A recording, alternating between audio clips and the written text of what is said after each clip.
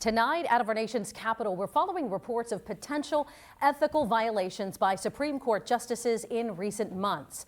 Here's the problem. A Senate committee held a hearing on judicial ethics, but members were split on whether this is a congressional issue or not.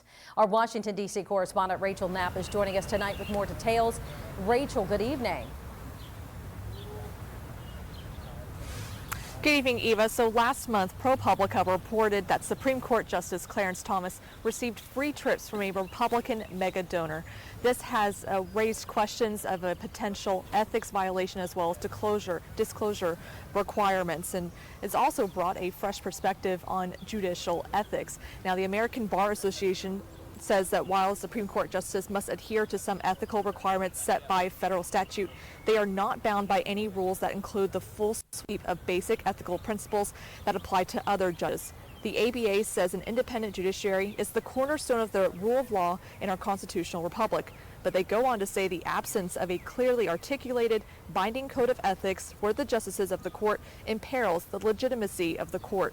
The recent Senate hearing focused on how the Judicial Conference of the United States, which serves as the policymaking body for federal courts, looked at the possible financial ethics violations by Justice Thomas and what their process is.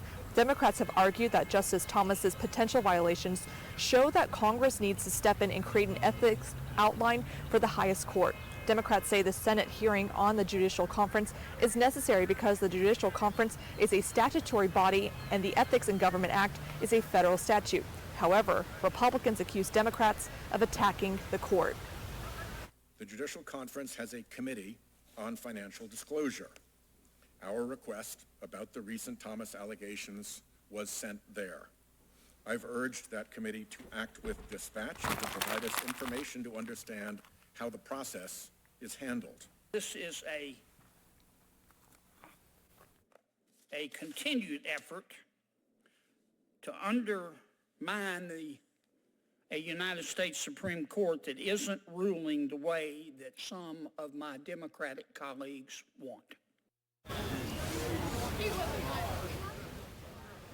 And Eva, a couple weeks ago, Chief Justice John Roberts declined to testify before the Senate Judiciary Committee, but the Chief Justice sent a letter to senators saying that the justices seek to abide by the code of conduct followed by the lower courts. He also insisted that the existing rules around gifts, travel, and other financial disclosures are enough.